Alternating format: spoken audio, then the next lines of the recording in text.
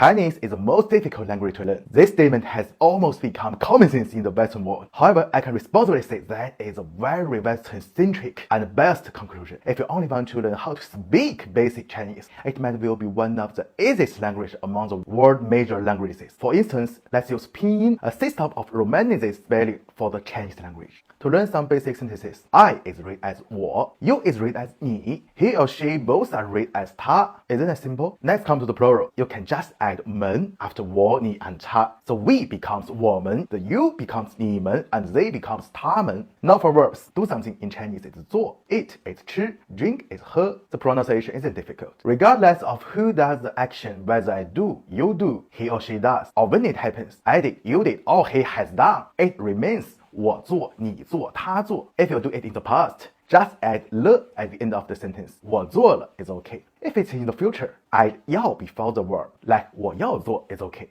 Mandarin Chinese is classified linguistically as an analytic language. That means it doesn't have suffix, cases, or tenses. Grammar is a cave through word order and function words. Most basic vocabulary items consist of one or two Chinese characters. We call it 汉字. Each character has only one syllable, which is not hard to pronounce. The syllable usually starts with one consonant, followed by one or two vowels, and the end with either no sound or the nasal sounds or The Chinese common consonants include b, p, m, f, d, t, n, l, g, k, h, s. Relatively special ones are ji, qi, xi, which are palatal sounds, and zhi, chi, shi, ri, which are retroflex sounds, and plus the zi, ci, like the zi, ci English. Among the vowels, a, w, i, u, e are quite common, where only yu don't exist in English.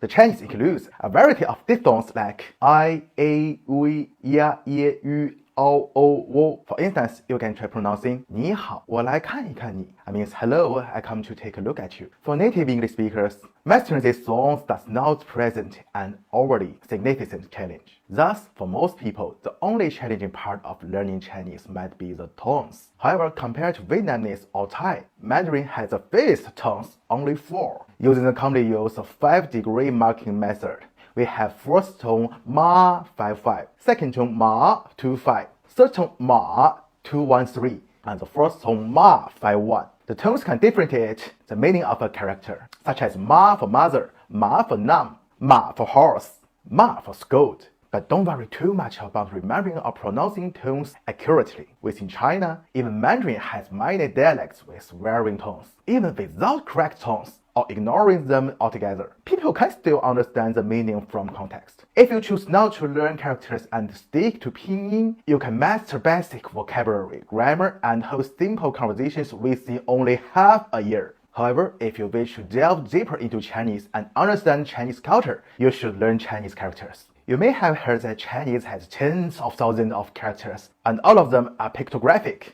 and making us extremely hard to learn. But in reality, according to current statistics, mastering 3,000 characters suffices for most daily needs. These 3,000 characters aren't all independent pictographs. There are only about 256 simple characters that you need to memorize individually. This from the basic building blocks of Chinese characters.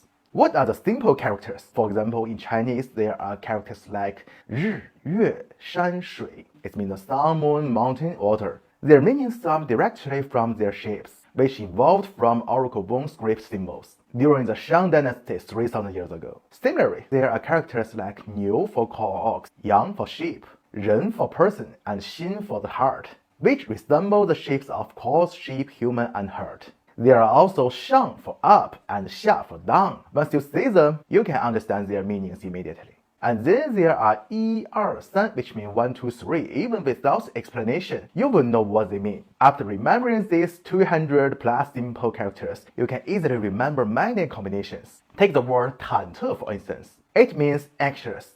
Its shape combines 上 up and 心 heart, and the 下 down and 心 heart. Here, the 心 in this character becomes a radical. We call it 部首. It's a part of the Chinese character. Each Chinese character is composed of a single independent character and a radical. Radicals are often standalone characters or variations. Of standalone characters, there are only about 300 commonly used radicals in Chinese characters. Besides the hard radical, there are also radicals like dogs or beasts, horse, water, human, ball, and grass. Many characters formed with these radicals are not purely pictographic, but more like a combination of phonetic elements and radicals. For example, fox and ark.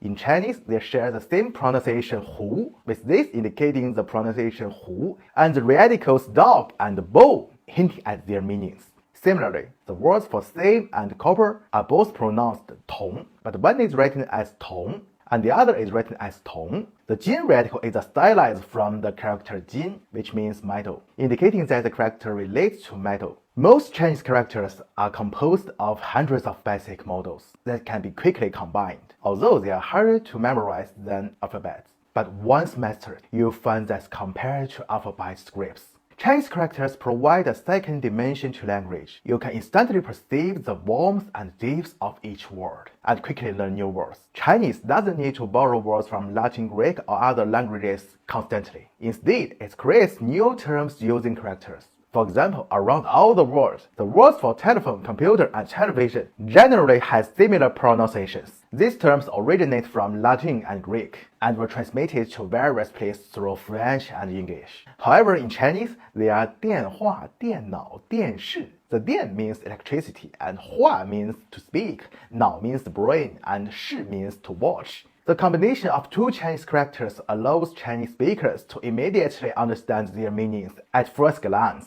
The warmth and beauty of Chinese characters are something most mainstream alphabet scripts lack. You can try converting your name into similar sounding Chinese syllables and choose a character that matches your desired meaning to create a Chinese name for yourself. For example, when naming countries, Chinese shows its thoughtfulness. America, England, France, Deutsch become 阿美利加、英格兰、法兰西、德意志. We simplify their names to 美国、英国、法国、德国. 国 means country or nation. The characters 美、英、法、德 carry the connotations of beautiful, excellent, discipline, and morality. And other countries' names like Japan or Vietnam, their Chinese characters are 日本 and 越南. The meaning of 日本 is origin of the song, and the 越南 Yue refers to the traditional name for Canton in China. Historically, Chinese characters and pronunciation have influenced neighboring nations' Hangul vocabulary and cultural core. Chinese is akin to Latin for East Asia. Mastering Chinese characters can make learning Japanese, Korean, and Vietnamese language easier. But grasping Chinese, you gain access to the linguistic and cultural habits of a population of approximately 1.8 billion people. And China itself is called 中国. In Chinese, 中 means middle. From the character's shape,